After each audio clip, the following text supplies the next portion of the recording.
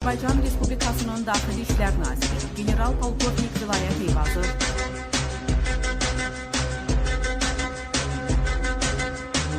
Hər vaxtınız xeyir olsun. Həcə sizi Almaniyadan salamlayır. Hörmətli izləyicilər, sizin diqqətinizə, eləcə də hüquq mühafizə orqanlarının diqqətini cəlb edəcək bir mövzuya toxunmaq istəyirəm.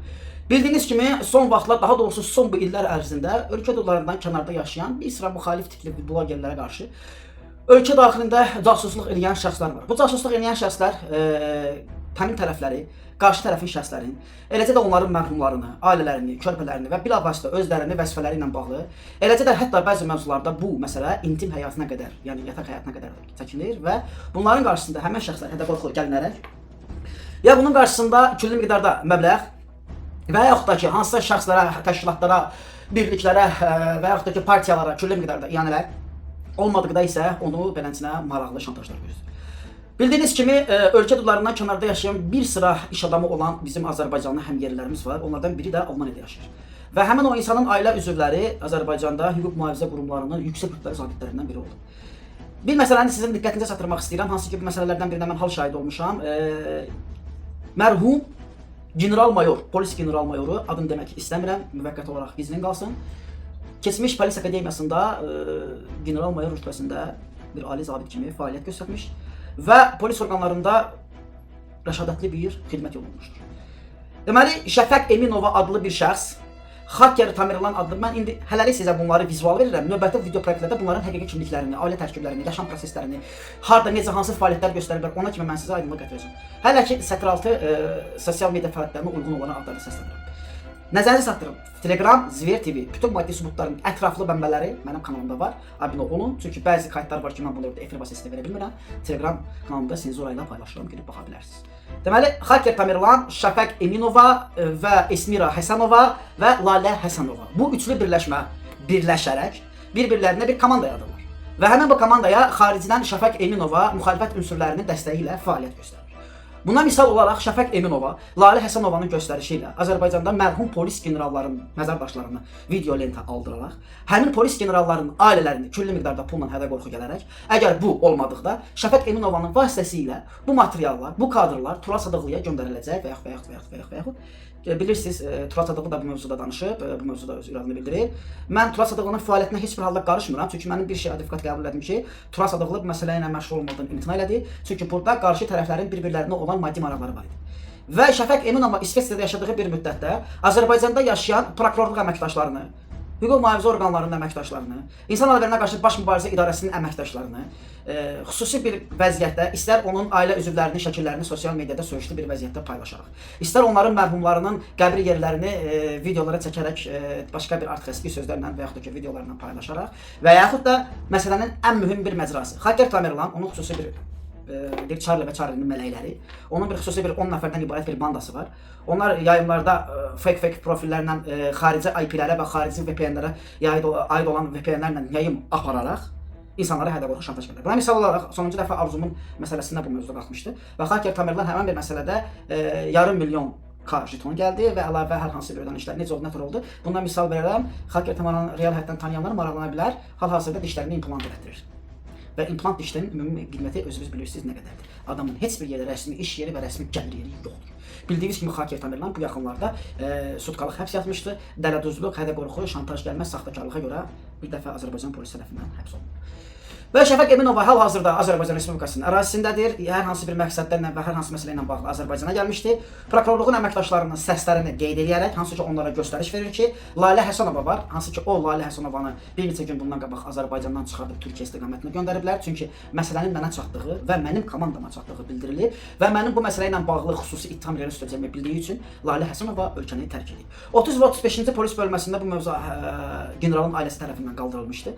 Amma Şəfəq Eminova prokurorluqda işləyən, deyə bilmərəm, dırnaqarası və yaxud da ki, qeyri-mütəyyən olan bir danışıqlar əsasında onların səsiyyəsi var, həmin o prokurorluq əməkdaşlarının bunların telefon səhifəsi var. Şəfəq Eminova ona göstəriş verir ki, bəs səni Avropada yaşayan müxalifət blogerlərini verərik söydürməyə, ailəvi verərik söydürməyə, onu elə Lalə Həsənovanı ölkədən çıxart. Çünki Lalə Həsənovanın ölkədən çıxartmağına stop var idi. 1100 manat rüşvət qarşılığında onun probasiya şöbəsindən stopa götürülür və Lalə Həsənova ölkəni tərk edir. Və hal-hazırda bu qrup və bu komanda birbaşa dələduzluq, hədə-qorxu və şantajdır. Yəni ölkədə mərhum polis generalının və polis ailəsinin məzarlığı şantaj olunub, artıq əski vulqar sözlərlə video lenta alınıb və bugünkü gündə polis generalının ailəsi rəsmi şəkildə üsyan edir, ancaq buna hüquq mühafizə orqanları baxmır. Şəfəq Eminovanı bir çox çıxışlarınızdan bilirsiniz. Canlı yayımlarda mən Ulu Öndərin qohumuyam, mən prezidentə məktub cavab verirəm ki, mənə cavab verir. Yəni özünü mən bildiyiniz kimi deputat mərhum Tahir müəllimin mətbuat katibi olub və Tahir müəllim də ki, Ulu Öndərin haqqında çox müxalif fikirli bir insan olub və hətta Şəfəq Eminova ona hədə-qorxu gəldiyi üçün, yəni Tahir müəllimin ölümünə səbəb olan insanlardan biri də bu olub, çünki Tahir müəllimin məşuqəsi olub. Tahir müəllim onu Azərbaycandan çıxardıb İsveçə qaçqın kimi göndərir. Bunu bilirsiniz yəqin ki. Və hal-hazırda böyük bir, yəni kiçik bir anons verirəm, amma böyük bir məsələlər üstünə get-gedə açacağam. Bunların arasında Esmira Həsənova, hansı ki Xaker Tamerlanın məşuqəsi kimi qeydiyyatda olur, Nərimanovda qalır. Artıq bu gün 3-cü günüdür, sutkalıqdadır. Azərbaycan Respublikasının Daxili İşlər Nazirliyinin əməkdaşları Nərimanov və polis idarəsi həmin o şəxsi həbs edib, çünki telegramlarda fahişəliyə özünü cəlb edirdi, pul qarşılığında görüşürdü və bu Esmira Həsənovanın Şəfəq Eminovaya qarşı xidmətlərindən ibarət idi. Həmin hüquq və yaxud da ki imkanlı şəxslərin övladlarını Esmira Həsənovanın vasitəsilə yatağa atır, video lent alır və video lent qarşılığında onları hədə-qorxu gəlir və hədə-qorxuların ən böyük məsələsi xaricdə olan blogerlərlə işıqlandırılması olur.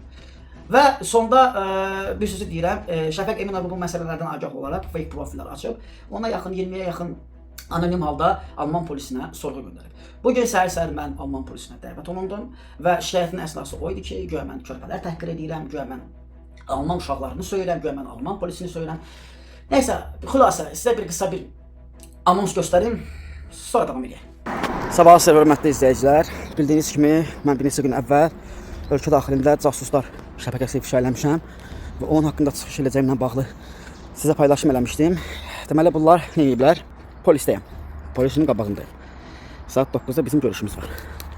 Haqqımda fake şikayətlər veriblər, lap deyə həqiqi şikayətlər veriblər. Güya mən söyüş söyürəm, güya mən uşaqları söyüş söyləmişəm, nə bilim, nə eləmişəm. Gəliblər bura. Xoş gəliblər, səfa gətiriblər. Mənə dedilər, vəkilin varsa vəkili çağır gəlsin. Dedim, vəkilə ehtiyacım yoxdur, öz məşğullarımı müdafiə edə bilərəm. Gedim, Allah mənə nəsib etsin inşallah. Səhi salamatlıqla haqlı olduğumu, günahsız olduğumu orada sübut edeyim və mən oradan çıxım. Ondan sonra inşallah başlayırıq hərəkətə. Allah böyükdür. Yallah. Mən çıxdım. Mən bölmədən çıxdım. Deyir ki, fərqi yoxdur. Deyir, bu maşını da göndərmişdiniz damınca aparmadan ötürü. Hə, maşını da gəlmişdi damınca. Bu eynən Antalya'da başıma gələn haqq hesablardır. Antalya'da deyilənsinə anonim profillərdən eləncə fake atıb aeroportda mənə ustaf verdirmişdilər. İndi həmin o temanı mənə Almaniyada qurmaq istəyirdiniz. Amma yemədiniz. İnzibati binadaydım. 15 dəqiqə vaxtım çəkdi. Hər şeyi izah elədim. Öz hüquqlarımı müdafiə elədim. Mənə dedilər, bir dənə mənə dedilər ki, hə, adın səndən, o bankomatda zaten video çəkib eləmə. Orada dövlətin strukturasıdır. Söktərdi getdi. Var yox nə? Biri var daş qayaya rast gəlir. Bir də var daş həcəyə rast gəlir. Bildiyiniz kimi, əgər qanun qarşısında öz hüquqlarını müdafiə edə bilirsənsə, bir sözlə düz, hər yerdə düzdür, səhv hər yerdəsən.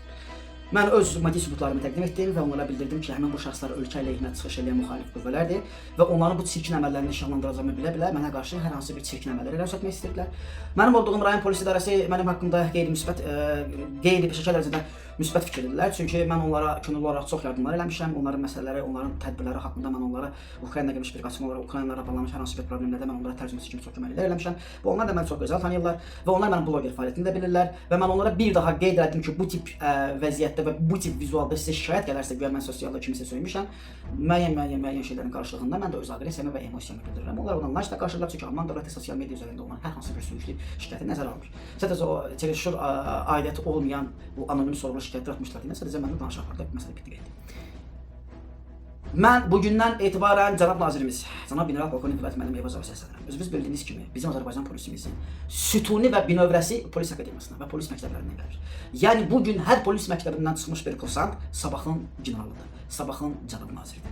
Mən Azərbaycan polisinin həm hüquq mənafeyini qorumaqdan ötürü, həm də prokurorluq əməkdaşlarının hüquq mənafeyini qorumaqdan ötürü. Bu günlər çox təəssüflər olsun ki, hüquq mühafizə orqanlarının yüksək rütbəli zabitləri və yüksək rütbəli məmurları çox təəssüflər olsun ki, bu blogerlər tərəfindən böyük bir hədəf alınıb və bizim üçün ən ürək ağrıdıcı məqam budur ki, bu günləri ekranlarda və sosial mediada ay biz prezidentimizi sevirik, dövlətimizə qurban olaq, nə bilim, neyə deyən bir şəxslər pərdə arxasında bizim şəxsi mənafeyimizi və bizim hüquq mühafizə orqanlarımızın əməkdaşlarını çirkin əməlləri ilə ortalığa qoyurlar, öz maddi maraqları üçün. Hələlik video çıxışımı sonlandırıram. Dediyim kimi Telegram kanalıma abunə olun. Bütün paylaşımlar orada olacaq. Bunların törətdikləri bütün çirkin əməllər polis generalının məzarı önündə etdikləri çirkin hərəkətlər hamısı mənim Telegram kanalımda olacaq və bildiyimiz kimi hal-hazırda istintaq gedir. Şəfəq Eminova ilə bağlı böyük bir istintaq gedir ki, onun ölkədən çıxmağı məhdudlaşdırılır. Onun mənə qarşı etdiyi bu hərəkətin də əlbəttə ki, mən hüquqa qaydada necə lazımdır artırılması üçün eləyəcəm.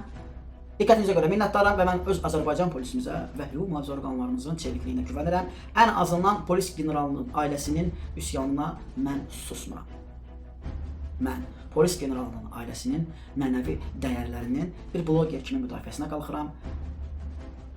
Mən sizə güvənirəm. Əziz cənab nazir və əziz ailəti olan qurumlar. Diqqətinizə görə minnətdaram. Zver TV-yə baxdınız. Üzlədiralara qarşı mübarizə baş idarəsinin rəisi cənab yaxşı oğlan Hacı Hüseyn Mustafayev. Azərbaycan Respublikasına xidmət edirəm. Sağ olun.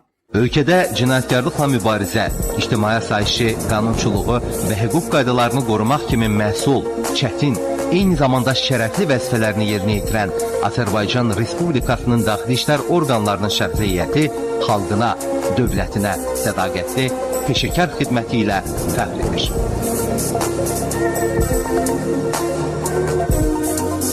Ölkədə cinayətkarlıqla mübarizə, ictimai asayişi, qanunçuluğu və hüquq qaydalarını qorumaq kimi